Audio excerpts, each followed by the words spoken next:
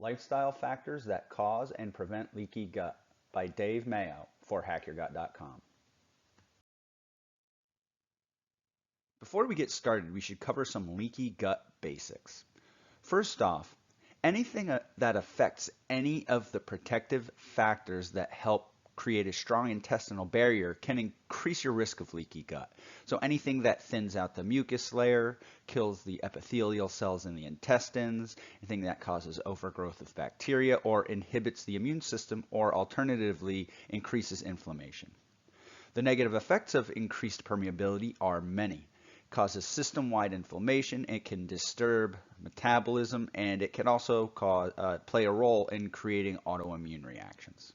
And the conditions associated with increased permeability include type 2 diabetes, cardiovascular disease, aging, and autoimmune conditions. So we're going to jump right in with the things that prevent leaky gut. Now we'll start with dietary factors that prevent leaky gut. The first is fiber. When we consume fiber, we don't really break it down, so it makes it to the microbes in our gut, primarily in our colon, and they ferment the fiber into short-chain fatty acids. This increases energy, modulates the immune response, activates tight junction proteins, and increases the mucus layer. So this has a pretty robust effect on improving the intestinal barrier. Polyphenols, here they're discussing anthocyanins, which are typically found in blue fruits such as blueberries and blue vegetables.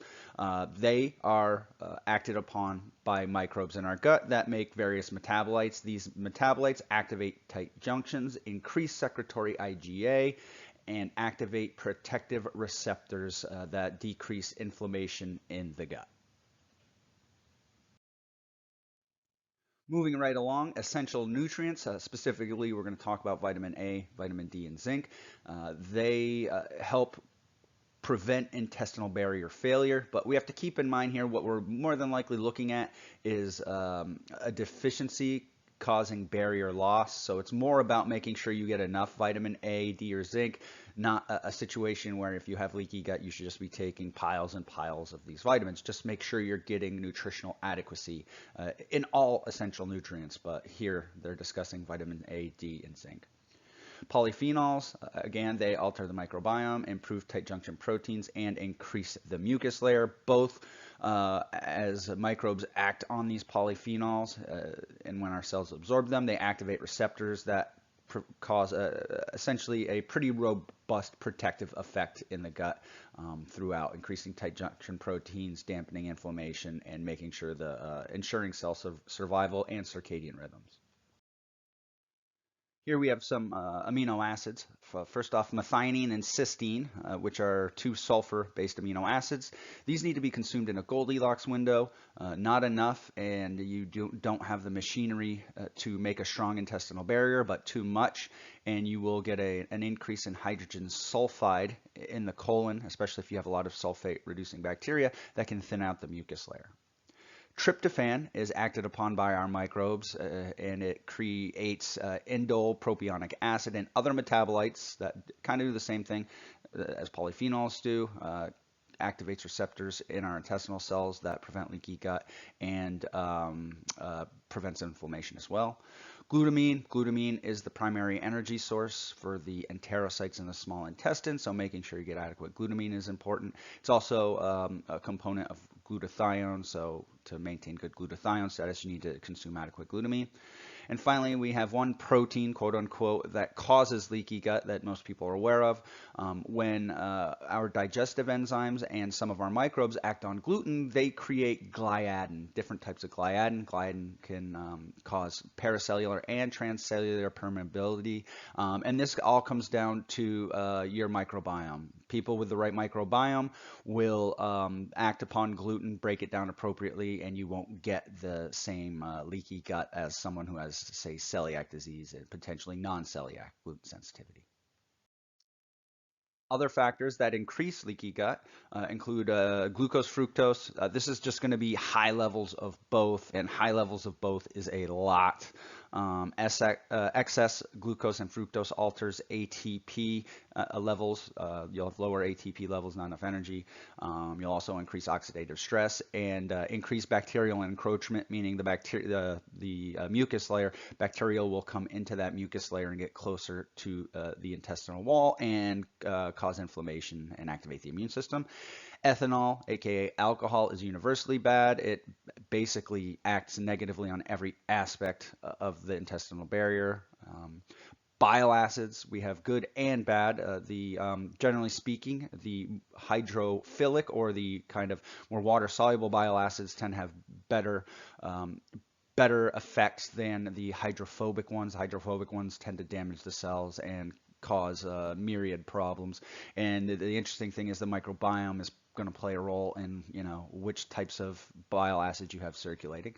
And finally, dietary emulsifiers, things like polysorbate 80, carboxymethylcellulose, and carrageenan. Again, those can act on the mucus layer, thin it out, and there are studies showing that they do have an effect, a negative effect on barrier integrity.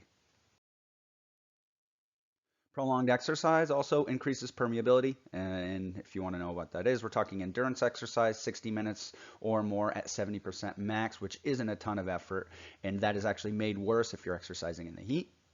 Calorie excess through many means increases bacterial encroachment. It causes oxidative stress, increases inflammation throughout the body, causes blood glucose dysregulation. Higher fat intake, and this is kind of nuanced. Generally speaking, a keto diet that with adequate protein is perfectly fine. What we're talking about is in a standard omnivorous diet, a higher fat intake is going to cause more permeability. You will get greater transcellular permeability just by increasing fat because it's a passive process, but this isn't necessarily bad and actually could have beneficial effects as well. And finally, stress. There are studies in couples showing that those who fight with more, I don't know how I would say it, being jerks to each other, having more aggressive fights, have higher permeability than couples who have a good relationship. So what are some overall good habits to have to prevent leaky gut? First and foremost, have a higher fiber, higher polyphenol intake. Maintain micronutrient adequacy. Try to get this from your food, and if you need, you can use a low-dose multivitamin. You don't want to get too much. Consume adequate amounts of protein. For a sedentary individual, this is 1.2 to 1.8 grams of protein per kilogram of body weight, and if you're highly trained or highly active, you'll want to shoot more towards 1.6 to 2.2 grams per kilograms of body weight. Don't overeat. Of course, that's easier said than done. If people would just choose not to overeat, they probably wouldn't. Limit processed foods and alcohol, two of the worst things for your gut barrier. They basically negatively impact every part of it. Exercise, but don't overdo it. My personal, I actually do about 80% of my max heart rate, but I only do it for 30 minutes. That's almost certainly not causing barrier failure. It's the prolongedness of the exercise that will. And finally, manage stress. Use stress management tools. If it fits with you, yoga or meditation can help. And when you give yourself the tools you need to manage stress more effectively.